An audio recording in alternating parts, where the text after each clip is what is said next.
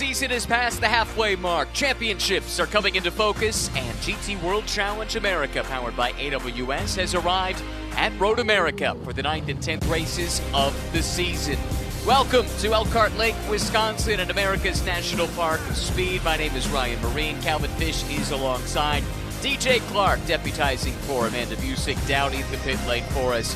Once again, it's about time to go qualifying for the GT World Road America weekend here at one of the best racetracks on the continent. Good weather conditions, at least right now, 80 degrees Fahrenheit, track temperature is very similar in the air, as you can see, and that temperature is starting to rise. Humidity rising too, clouds starting to roll in, Calvin, and there is the threat of rain later on today and as well, perhaps tomorrow. Yeah, absolutely. The weather could be a bit of a curveball by the time we get to the races here this weekend, but so far this week has been absolutely perfect in terms of track conditions and everything. It's a treat to be back here at this amazing facility, the longest track that we run on all season long, over 4 miles, 14 turns with plenty of meat on the bone in all 14 corners. Just a fantastic circuit, so much to chew on just with the circuit alone, but there are plenty of storylines down in the pit lane, and we'll go to our very own DJ Clark for the latest down there. Well, thanks so much, Ryan. I'm down here with Heart of Racing Aston Martin driver Darren Turner. And Darren, obviously not the way you wanted to end practice yesterday, a big crash, but the car's back out on track. This seems like a good thing for starting off a Saturday.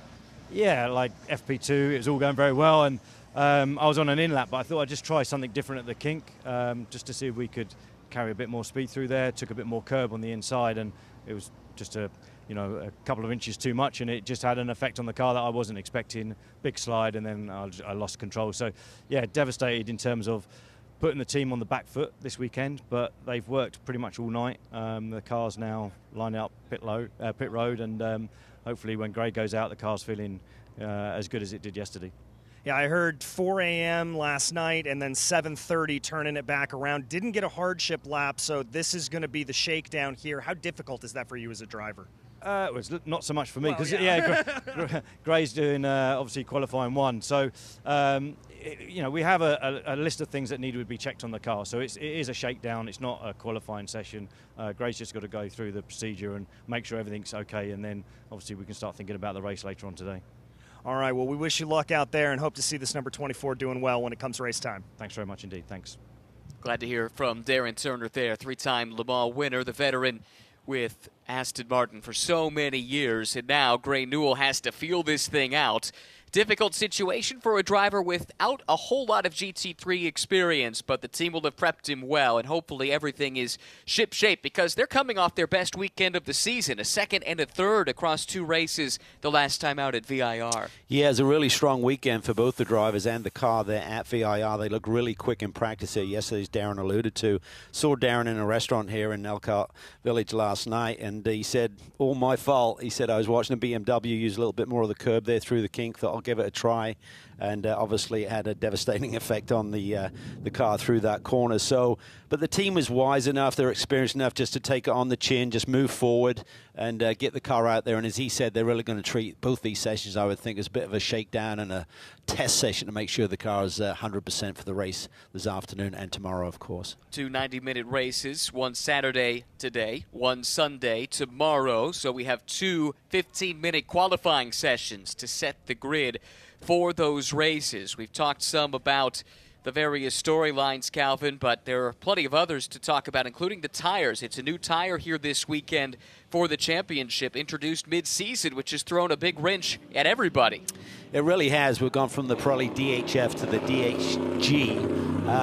And certainly all of the teams have given us, it's got a little bit of a nuance to it, not dramatic effect. A couple of the teams did have a chance to test it. One of those was this Regulator Racing team. We're looking at the car getting ready to go with Philip Ellis doing that reverse strategy once again, it looks like, for today's qualifying sessions.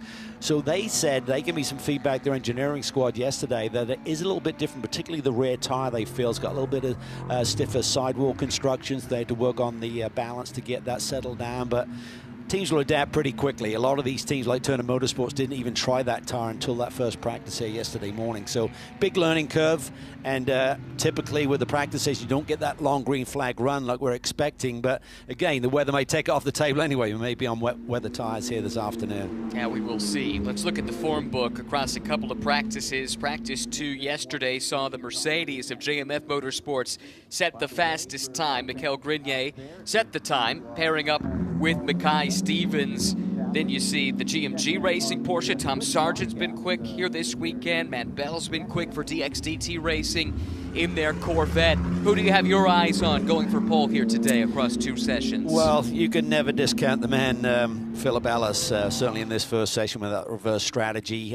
He's had a bundle of poles over the last couple of years with the Regulator Racing team, so he sits in pit lane right now just looking for some clean air, lay one down. But I think the Corvette with DXDT has looked really strong. Suresh Pavleda have also put in some really good lap times here this weekend. But I think, the 11 car, they're very much in that Pro-Am Championship with DXDT.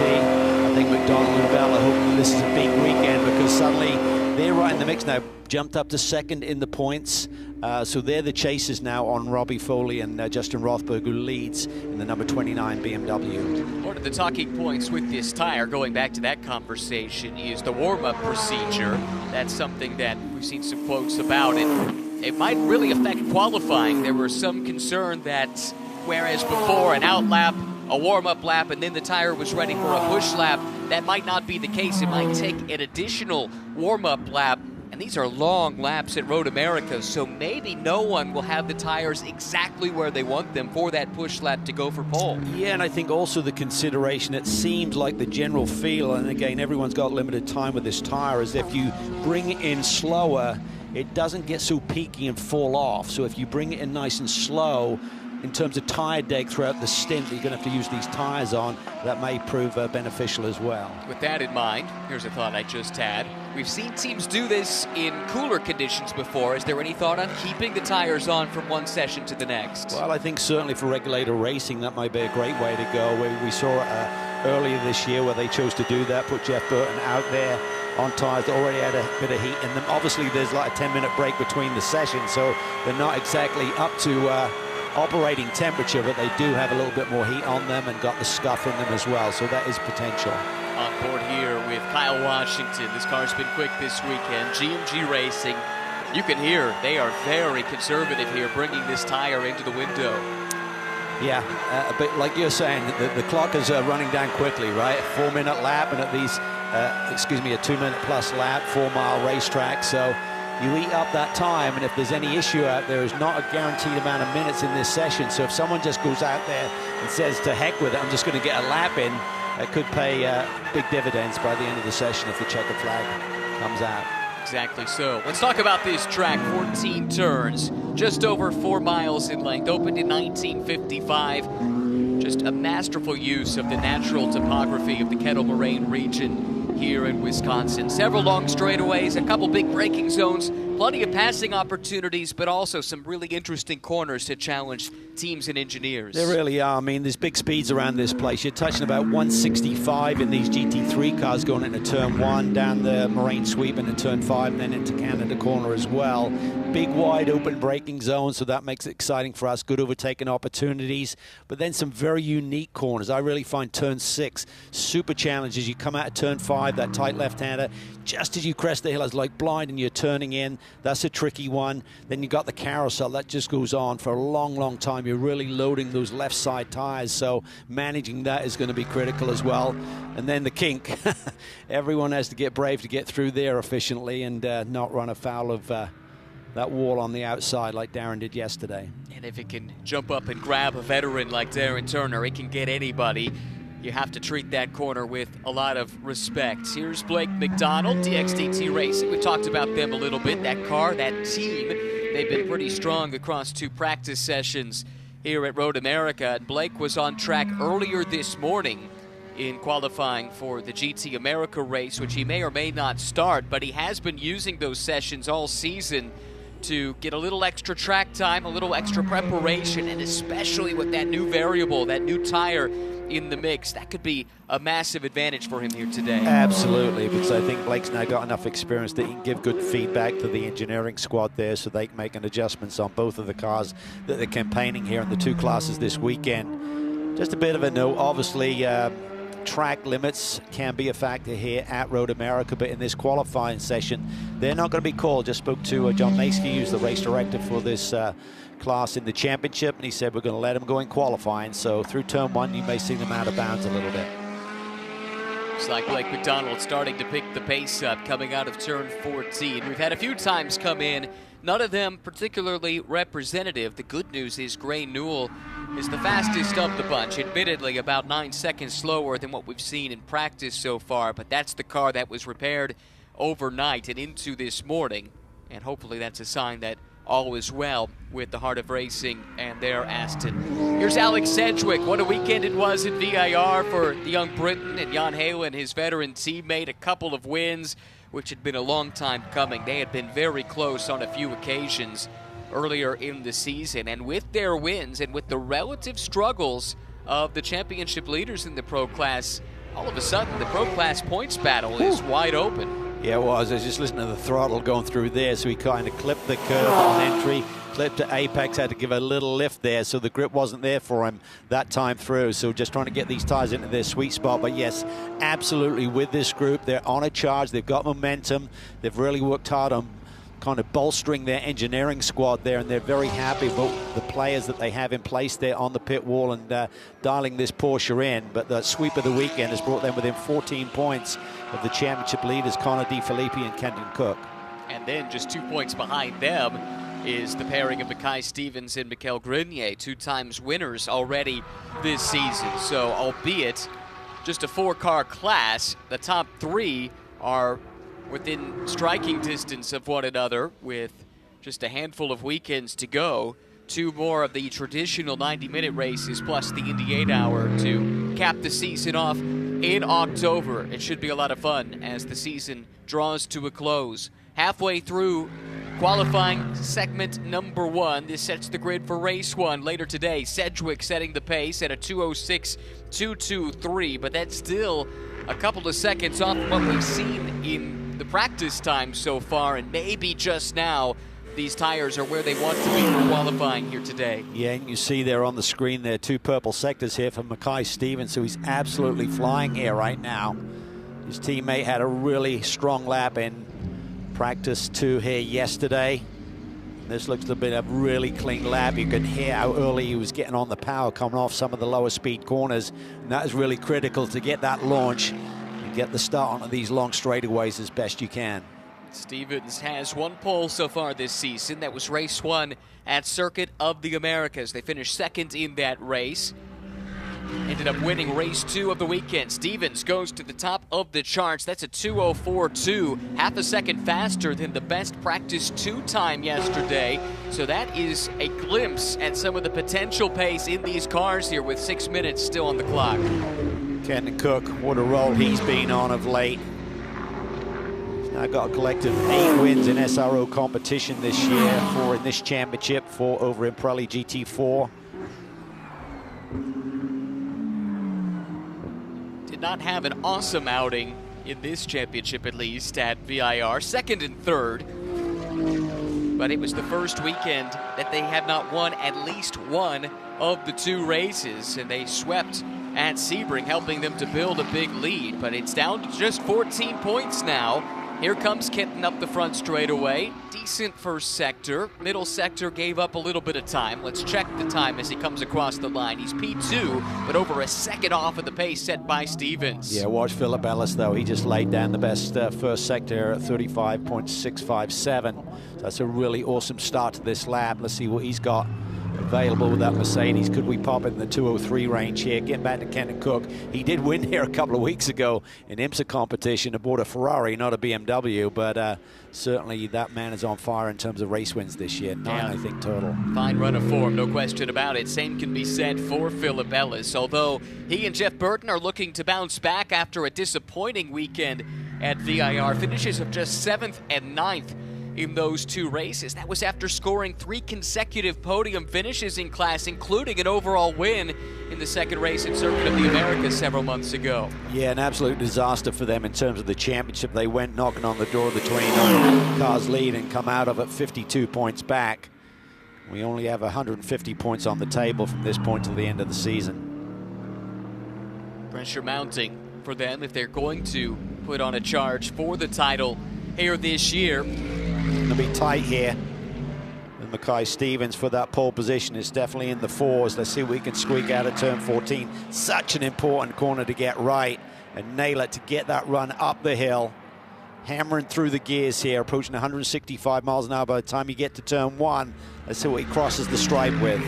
The Swiss driver, Philip Ellis, goes to P1 by just under 0.2 of a second. It's a Mercedes sweep of the front row as they run. Checking in here on Scott Dollahite, currently 7th fastest but quickest of the 2 AM cars injured here this weekend. Putting together a really nice run as that Dollahite team continues to come to grips with GT3 racing for the first time. Yeah, it's a really solid qualifying run here for Scott Dollahite.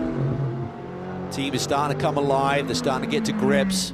Got a great teammate with Eric Powell, who we believe, talking to the team this weekend, he should be in for the remainder of the season. So that's a good fit for them. Just working on trying to dial out a little bit of understeer in this race car. Also identifying what that tire's giving him as he bails for pit lane. Wasn't improving on that run, but at the moment does provisionally hold the pole in the AM class. One little change at the top of the leaderboard. Sedgwick put in a good lap. He jumps to 3rd and bumps Kenton Cook down to 4th overall. That's 2nd and 3rd in the pro class as we watch Mackay Stevens continuing to lap at a pretty quick rate. Just did a best middle sector. Philip Ellis, meanwhile, just did the best first sector of this racetrack. Yeah, problem for this lap for Mackay Stevens. He's 4/10 down on that first sector to Philip Ellis, despite laying down purple middle sector here. So he might be able to improve, but I think Philip Ellis has got a little bit more in the bag as well. First year GT3 racing for Mackay Stevens. He'll bail on the lap. Interesting. With 2 minutes to go, he will do no better than 2nd overall, but it might be good enough for his 2nd class pole position of the season. Here comes Ellis. It's a big one. He's just a tick off of that purple sector that Stevens put down, but he's got a dynamite first sector to pile up here as he finishes off the lap. Up the hill he comes. Can he improve yet again? Philip Ellis already provisionally P1, cracks the 203 barrier, a 204 barrier, down to a 203.777.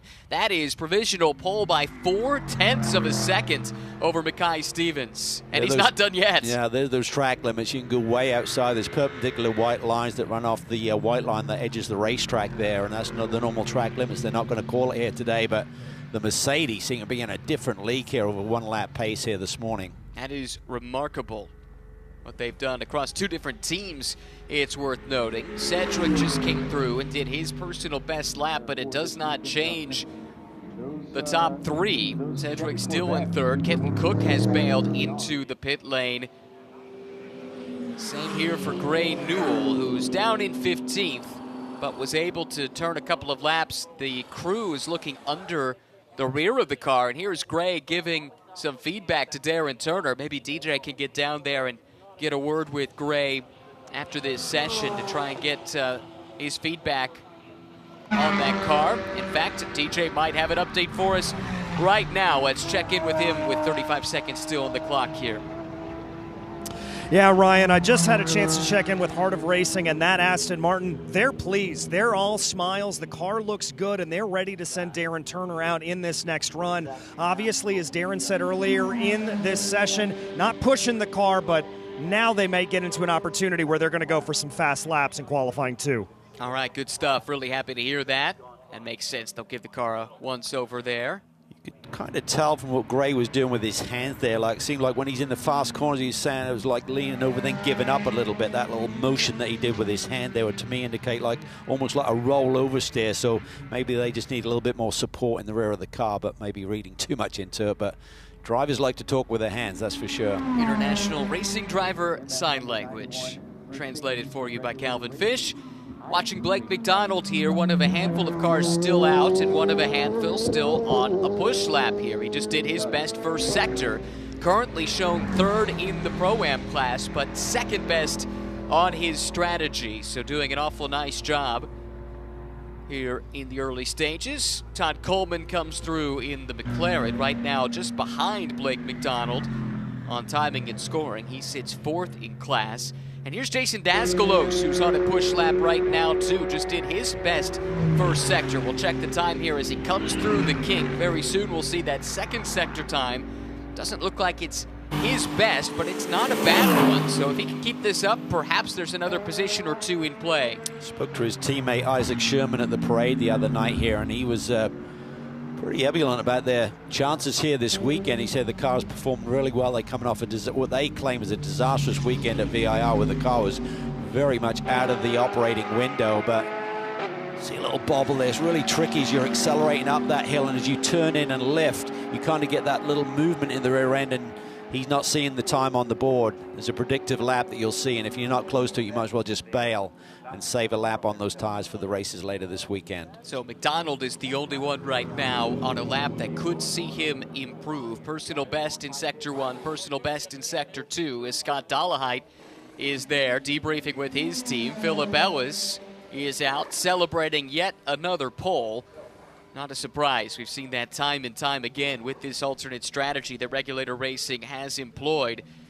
Now we see, does McDonald improve? Nothing of any consequence. He ends up 7th overall, 3rd in class, and with that, everyone has seen the checkered flag or is already in the pit lane. So it will be Philip Ellis leading the field to green later today, and a Mercedes-AMG sweep of the front row here at Road America. Yeah, I expected Ellis to be, one of the guys who would look at the pole position potentially, but not by those sort of margins. Mackay Stevens, a brilliant lap. I think if he'd have cleaned that last one up, it could have been even closer to Philip's time.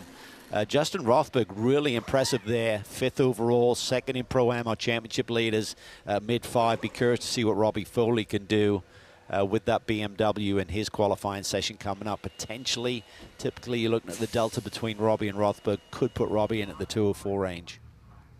Really interesting to note, only the Mercedes were able to go sub 205 in that session. And just to show the strength of Ellis, he was not just sub 205, he was sub 204, and by a healthy margin, nearly a quarter of a second. So that is a show of force from Mercedes-AMG, at least in the dry. But Cal, there are no guarantees. We will see dry running later today, and even a chance of some rain later tomorrow as well.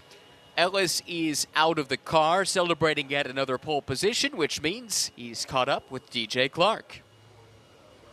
Philip Ellis doing Philip Ellis things, as I would say. Pole position for you in this race. This has got to feel good, and it's got to help build that momentum towards the championship. Yeah, definitely. I think we had a rough weekend in VIR, unfortunately, and now it's time to close the gap again to the front. And, the guys gave me a great car. We struggled a bit yesterday, so we did a lot of brainstorming what to do for today, for qualifying especially. Seemed to be a bit off pace yesterday in practice, and they nailed it. So they gave me a great car, so it was easy to shine. Is the rain that could be potentially coming a little bit of a concern for you later on in this race number 1 later today? No, not at all. I think, that this team likes to spice it up a bit on strategy, so I think rain would be ideal for us. Well, that's Philip Ellis. He'll be ready to roll off P1 come race 1. Thank you, guys. 5 qualifying sessions this season, Cal. Make that 6 qualifying sessions, 6 poles for Philip Ellis. He has been the qualifying master of this championship for a few years now. Yeah, I really went out on a limb there by predicting he'd be potentially our pole sitter. Wow. Yeah, the leap of faith you took there was inspiring.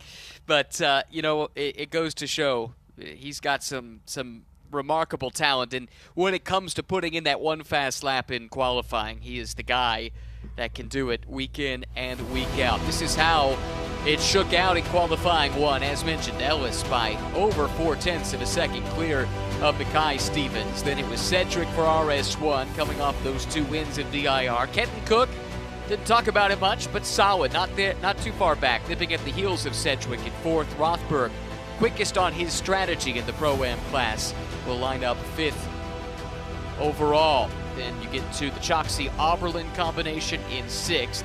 McDonald and Bell, Coleman, Thielitz, Daskalo, Sherman. Scott Dolehite is the AM-class pole sitter for race 1. And inside the top 10 overall, really solid outing. Not far at all behind a couple of the other cars in the Pro-Am class, just up ahead. Maybe most important of all is Gray Newell able to get out and turn some meaningful laps in that Aston team, feeling like they're in good shape for qualifying 2, which is about to get underway. But before we focus on that, let's hear from another pole sitter. Scott Dolehite is with DJ. In the closest championship battle, we have Scott Dolehite. You were able to emerge victorious here in this qualifying session. How good does this feel, and how good does it set you up for race 1 later today? Oh man, it's great. The team's done an absolutely incredible job with the Ford Mustang GT3, getting it set up for qualifying. We were able to run a good banker lap there towards the end and got us, in the top 10 overall. But yeah, the championship's tight. It's exciting, and man, I'm ready to go racing. All right, now we've got to move on to the bad news a little bit. I understand you're not going to be participating in Q2, a problem on the car. Yes, on the last run, the brake pad actually failed on the left front, so it came off of the backing, so it's not safe to drive right now. Yeah, but lucky that it didn't happen while I was qualifying. Very much so. We're glad you're okay, and we're very glad to see you on pole for race number 1. Thanks. Frustrating, though, for Eric Powell. Doesn't get a chance to showcase his speed. They'll have to come from the back in race 2 tomorrow. And DJ teased the championship being tight. There's just the 2 cars in the class, but they are even on points coming into the weekend. Even, and it's going to be, I think it's going to go right down to the wire. And then we've got the Indy 8 hour where third drivers are being brought in. A lot of names are being bandied around for both those groups. So this car's been absolutely flying here this weekend. Oz Negri behind the wheel now. Really putting some tremendous laps here yesterday, so be curious to see what sort of lap he could do. Jay Schreiber saying he's feeling 100% now, feeling a lot healthier than he was in previous rounds, so he says his goal is always to be within 3 seconds of Oz, and he might be close to that today. I mean, he was 4 seconds off the pole. Remember, Ellis was in a different league, right? So that was a really solid quali run for Jay earlier this morning. And that team, although they ran as a Pro-Am car at the Indy 8 hour last year, their intentions with this championship battle ongoing are to run as an AM-class entry, so that would mean drafting in another bronze driver to the lineup. Lots of rumors about who exactly that might be. We'll wait and see, but that would be good fun. Meanwhile, we're watching the pole-sitting pro-class car from Q1 on track right now as they bring these P0s up to temperature. Let's hear from Mackay Stevens, who qualified a few moments ago. Yeah, Mackay Stevens getting his overalls on here, right here. We want to make sure we're good for the sponsors, but a great lap for you that's going to put you in good position to maybe close in a little bit on these 2 cars in front of you as this championship gets tighter. Yeah, absolutely. First of all, full credit to the team, to the organization at large, Mr. Farrell for giving us all an opportunity to be here, live out our biggest and greatest dreams. A bit bummed that I wasn't able to close the gap that touch more to Mr. Phillip. Credit to him for what he's doing out there, and I appreciate the benchmark that's being set, but onward and upward for our organization and the championship fight ahead. I noticed you when you were on an out lap, really backing up the car, using the brakes. Is that all a symptom of getting these tires up to temperature in the right way? Yeah, what I'm coming to find out is that each circuit is quite unique in terms of how the rate in which the front and the rear axle come in. So depending on traction zones that you have or number of right turns versus left turns, it's there's always a method to the madness. Well, it looked like a good method, and it certainly worked out for you. He'll roll off P1 in that pro class. Thank you very much, guys. Second pole of the year for Mackay Stevens. Good to hear from him. Interesting to hear him talk about what he's learned as the season's gone along. So much success at the GT4 level over the past few seasons, but learning all the nuances of the step to GT3. Yeah, he's so intellectual and just got a great brain on him. He's got a really savvy race car driver, great racecraft, and Danny, who runs the team there, he said, listen, for that young man to go out there and be up against the guys of Philip Ellis and Mikel Grenier driving these cars on a much more regular basis than Mackay is. He's just doing our 7 events, whereas those other guys are in these Mercedes cars all of the times. For him to be right knocking on the door of their lap times is just sensational, and I agree with him. So it's pretty cool to watch that young man get that opportunity with JMF and grasp it with both hands. Well, the other thing that those other drivers have is experience on this tire. Grenier in particular has raced on it all season in GT World Challenge Europe. Philip Ellis got to sample it at the 24 Hours of Spa earlier this year. So keep that in mind for these Mercedes teams, and specifically for JMF here in this session. Grenier might be as well positioned to put in a flyer here as anyone, given he's been driving this DHG Spec Pirelli for a good chunk of the year already, although it's new to this series. Early in the session right now, but Darren Turner aboard the harder racing Aston Martin that we're looking at right there, heading down the hill into turn 8, has the fastest time, 2:07.6. So it's a pretty good lap there on the board. We know we're in the 3s and 4s here for ultimately pole position potentially, but that's a solid lap. He would love to return. He said, I'm going to have a heavy bar bill on Sunday night for the mechanics after rebuilding the car, spending all the night here last evening, getting that car ready for quali this morning. But he'd love to return the favor a bit earlier by having a really strong quali run here. Top 5 qualifying run in Q1 for this car from Archangel Motorsports. That was Todd Coleman doing the driving. Now behind the wheel is Wisconsin native Aaron Tielitz from just down the road in Rice Lake. 33 years old, plenty of experience at this track in single-seaters, in GT cars, you name it. If someone can go quick around this place, you'd think it would be Aaron, given how much time he's spent here over the years. Yeah, I saw him yesterday at the Off the Rail coffee shop down in the village, and he had his young son Tucker up on his shoulders, family in tow, so we'd love to have a great performance here this weekend. Here he comes across the line, puts in the quickest lap of the session so far at 2:04.570. Impressive time for Tielitz with the McLaren, but that still is plenty really of solid time. that early. Yeah, good point. But again, maybe they've just got a different approach to bringing their tires in. Maybe he's just loading them up a little bit sooner. Let's see if he can continue to bring that number down. This is a driver I really think is going to be a threat for this pole position here in this session. Matt Bell aboard this DXDT Corvette.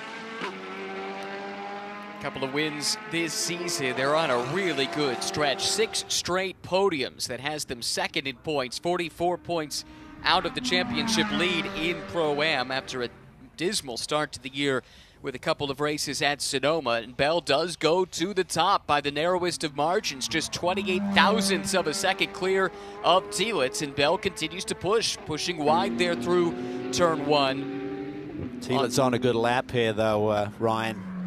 New purple best sector in sector 1, a couple of tenths up on Matt Bell, so seems like these tires are continuing to give him grip. It's a really excellent performance by Aaron Tielitz. Grenier's got fastest middle sector, so that JMF car showing pace in this session as well. That looked really solid through there, just clipping the teeth of that curbing on entry, then the apex. Not using too much curb on the exit. This will finish off sector 2 here. Tielitz, he goes green, not purple, but decent. New name at the top of timing and scoring. It is Mikael Grenier with that beautiful middle sector. Best of all, turned in a 2:04.1. That was his first real push lap of the session too, so still plenty left to be found, you would think, as we watch Jan Halen here for RS1. Takes the Porsche across the line, second in class, 4th overall, followed closely by Bill Auberlen. Yeah, this is going to be interesting to see if these BMWs are going to be a bit more in the fight. Auberlen currently 5th, Foley 6th overall, and has just laid down a first sector quicker than Tielitz had done, so Foley's on a bit of a flyer as well. Tielitz, though, does grab the Pro-Am class pole away from Bell, not by much, but does take that position. Here comes Foley, as you mentioned, on a really strong lap through the kink. Gave up some time, though, in the middle sector after that great sector 1. Let's not forget Robbie Foley has to carry around that extra weight that his teammate has been given, being a derogated bronze in this championship. With the success that they've had, he carries a bit more weight than the other BMW pilots like Auberlen and Connor De Filippi. Timing and scoring lighting up like a Christmas tree with just over 5 minutes to go. New personal best, overall best first sector to Tielitz. New name at the top of the leaderboard. It's Matt Bell, who jumps to P1 overall. Tom Sargent only 92 thousandths behind. Here comes Foley to the line. What kind of lap time can he put in? Not a whole lot on this lap, only 5th overall. It was his personal best. He's half a second off of Bell's pace setting time, but this could be the car to watch. The Canadian, Michael Grenier, coming through turn 14 in that run up the hill to the start-finish line with 4 minutes, 40 seconds still to play here in Q2. Michael Grenier on a lap that could see him take back overall pole. This is going to be really tight. What sort of third sector does he put together? It's enough. Just 400ths. 400ths of a second clear of Bell to take the overall pole provisionally, but Bell's on another push lap. Telitz is on another push lap. Foley just went purple in Sector 1, so this is not settled yet. This is Oberlin. Personal best, Sector 1, a couple of tenths off the best. Decent, but not great middle sector. I'm not sure this is going to push him up too far here. Just a couple of spots, 8th overall, 3rd in the pro class. Here comes Telitz. He was on a flyer. Ends up 3rd. Narrowly denied pole in Pro-Am. They are so close. 18 thousandths between the Corvette and the McLaren. Yeah, Bell's on a flyer. Purple middle sector for Matt Bell. Foley's gone purple in Sector 1. This session is amazing. These drivers digging deep here. Great middle sector for Foley this time as well. Personal best. Did give up some time to the Mercedes, though, which does seem to rule in that middle sector of the lap. Here comes Bell pushing really well, too. Little bobble there on the entry and had to use a lot more of the road on exit. That cost him. This is the car that has the best sector times in sectors 2 and 3. Matt Bell across the stripe, back to the top of the charts. 2:03.527. Here comes Foley pushing to the ragged edge, right to the edge of the racetrack, coming to the line once more with 3 minutes still to go. I think he gives up too much in that middle sector. He does. Third sector was nothing to write home about either, so still down in 5th, 4th in the Pro-Am class for Foley. That is big in the championship when we think about that number 11 car that is 2nd in points right now. Foley now 4th in class in this quali session here. Aaron Povoledo just had his best lap. He's within a second of the overall pole. 5th in the Pro-Am class, 6th overall. Let's check in with the Am class now, and Oz Negri. He's run a 2:05.3 so far, but again, running unchallenged here. DJ had the report, the Dollarhide Mustang with a technical issue not taking part in this session, so Oz trying to weigh the benefits to the potential costs of pushing hard here in qualifying, knowing that class pole is his regardless. Not seeing too many personal bests, but certainly this man has got a good lap going. He's the only man who's gone green. Jan Halen does not move up the board. Still down in 7th overall. 2nd, though, in Pro, interestingly. In the Pro class, the 2 BMWs from Random Vandals. Remember, they debuted here at the GT3 level a year ago with a single car.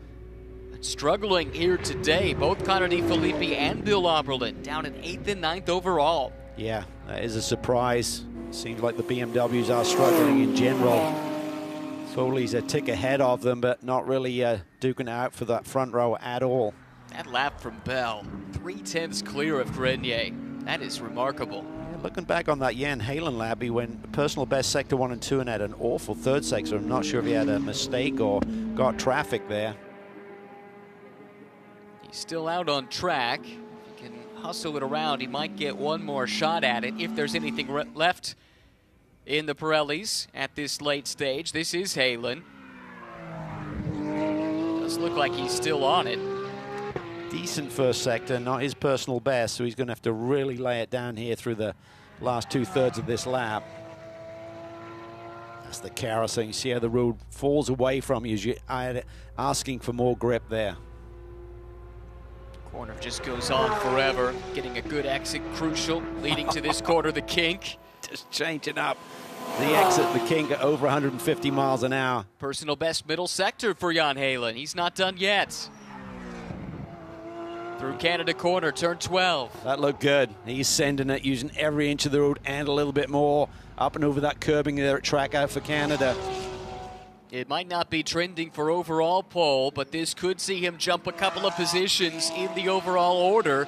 Little bobble at turn in, able to keep it clean, but he doesn't like what he sees. No, he just had to crack the throttle there. You saw the bobble there, as you mentioned, Ryan, and then he had to lift exiting the corner, and the predictive wasn't showing it. Wow, it was shaping up to be a decent lap, but it all goes away in the final sector. And so, with the checkered flag waving at start-finish, just a couple of cars still on track, but no one putting in any kind of time that would challenge this car. It looks like Matt Bell will take class pole and overall pole, and it will be Corvette and Mercedes sharing the front row of the grid. That's his teammate Blake McDonald with a big smile on his face. Plenty to be happy with. They've been quick all weekend long. Yeah, this could be a big weekend. It seems like they really got an edge over the BMWs here, and they have to make it pay here. But the weather is going to be the big curveball potentially to that.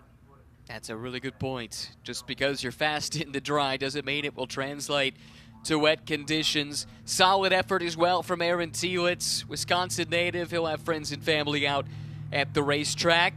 Third overall, second in class. Maybe this is the weekend that he and Todd Coleman have their breakthrough moment. Yeah, we didn't mention him in this session, but Aaron Povolato, really solid run there once again aboard their Chevy Corvette Z06. Lines up fifth in class, but just a tick off of Foley's time. That was really tight. That team has started to hit its stride. Didn't get a result to show for it, but ran at the front, led overall for a good chunk of the racing at VIR. And if not for just the slightest little miscalculation, a very odd nuance of the rule set that came into play in the pit stop window that's not really worth dwelling on here. But the end result was that car ended up at the front of the field, and Povolato showed just how quick he and that team can be. Yeah, I mean, he's one of those drivers who I felt slipped through the net a little bit in terms of career moves, but nonetheless, now he's got this opportunity with Roche West. They're building that team. They're learning this new race car, and they're starting to show their true performance. Cars headed back to the paddock to Parc Fermé as they get ready to go for a pair of races here this weekend. Busy as ever on an SRO weekend, but especially so here at Road America as we look at the provisional results from qualifying 2. Matt Bell by 0.3 of a second over Mikhail Grenier. Not too far behind though. Telitz, Sargent, Foley, Povolato, Jan Halen down in 7th overall, but still good enough for 2nd in the pro class, and crucially ahead of the points leaders, Kenton Cook and Connor DeFilippi, who are down in 8th. Bill Oberlin, Varun Choksi down in 9th. They continue to struggle for speed here this weekend. Isaac Sherman and Jason Daskalos completing the top 10. Negri, Turner, Burton, and Hahn, the 14 cars that turned laps here in qualifying 2.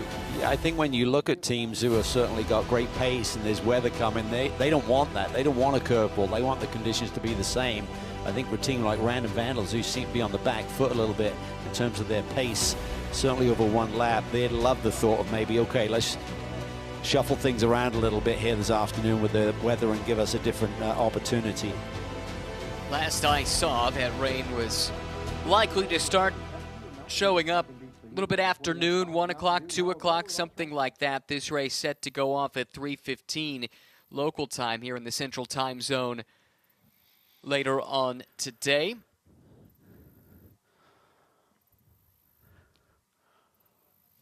We are hearing of a bit of contact in the first qualifying session involving car number 6. So that was Scott Dollahite, AM-class pole sitter, as we called it. Evidently made contact with the McLaren that would have been driven by Todd Coleman. So the word that has been passed to us is that the 6th car could be and likely will be receiving a grid penalty. We'll have more on that, of course, in our pre-race coverage for GT World Challenge America, powered by AWS, race number 1 coming up later on today. If it stays dry, anyone have anything for those Mercedes, Cal? I don't think so. I mean, certainly the Corvettes right there, you have to factor in that Matt Bell's lap, admittedly, they don't refuel in between the sessions, so the car's a little bit lighter for the second run, but his lap time was quicker than Philip Ellis. We were astonished by the lap that Philip put down, but Matt actually went a couple of tenths quicker. So Corvette has great pace, lots to play for. So much to look forward to as well. And with the championship coming into clearer picture now, that pressure starts to mount. You know your chances are limited here in the back half of the season, and that amplifies the consequences of both a good weekend or a mistake that could cause a bad weekend. Yeah, and we talked about the brilliant weekend that the RS1 team had at VIR sweeping the weekend, but also the 34 car. I mean, they've got a really strong car here. They sit 20 points out of the lead. As they qualified first and third, if you finish the races in that way, they'd be tied. There's a 10-point swing in both of those races potentially here this weekend. So when you got the advantage, you got to drive it home and get those maximum points. Well, that will be on everyone's mind here this weekend. How about for the Heart of Racing? How important was that session to get 2 clean 15 minutes of running just to make sure everything was in tip-top shape after the big crash yesterday? Really important, and I'm curious to know exactly what happened in that second session. Darren jumped to the top of the boards, and he only did 3 laps in that session, then parked it. So I'm not sure if he was feeling something that wasn't quite right, but potentially that car has pace as well. He was really quick here yesterday. If they can button that thing up a little bit further, maybe he'll be in with the shot a big afternoon here today. Another team that I think would love to see some rain, especially with Darren's background. That's absolutely right. Well, great job. Get a bit of that over in the UK. Just a bit. Great job by that crew to get that car repaired and ready to go. And look, we haven't touched too much on that AM-Class championship battle, but it figures to be really close once again. And they are on opposite strategies, if you will. More experienced drivers taking the start in different races across those 2 lineups. And I think that's a part of the reason we've seen them split these weekends with some regularity, and they end up exactly even on points. Yeah, and they got a big break with that pad issue that Scott was alluding to, because we said this is a high-speed racetrack. You're hitting 3 different brake zones at about 165 miles an hour. So glad that they discovered that when Scott got the car back to pit lane. We'll also got to identify if he's going to get any penalty or grid drop after some potential contact there in his qualifying run. Now, this place here at Road America is such a hub of motorsports on the track, 4 wheels and 2 wheels. They've got the go-kart track we got a glimpse of just a few moments ago that's active all throughout the season. And tell you what, that looks pretty tempting. Wish we had a little time we could run over there and challenge you. Yeah, I think you'd kick my butt though, Ryan. I don't know. The rumor I've heard is that you've been dusting off the old karting skills here recently. I did come out of retirement. Yes, my daughter Livy, we had a daddy-daughter date day, and she said, I want to go-karting, so we hit the indoor track there in Bluffton over near where I live in Hilton Head, and had a lot of fun. I know I was exhausted. I did 8 minutes. Right? Yeah, my 2 sons love to do it as well. We've been a couple times to the local track at Indy over the course of the summer. And that looks like a ton of fun right now. But we're in store for a lot of fun here over the course of the weekend. The fans come out in droves anytime there are race cars at Road America, whether it's top pro series like GT World Challenge, all the way down to events like the June Sprints. Fans come out here to check out the racing as often as they can. And they were cheering on Matt Bell earlier today, who took home the Rova Pole Award, DJ, for race number 2. Rova Pole Award winner, indeed, Matt Bell. That looked like an absolutely perfect lap for you to hook up together. And I've got to ask, do you have it to keep going in the race?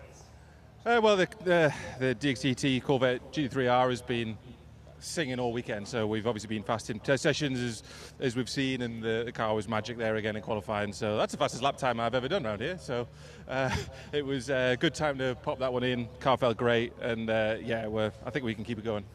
All right, we wish you the best of luck, and we'll see you later today in the race, Matt. Thanks very much.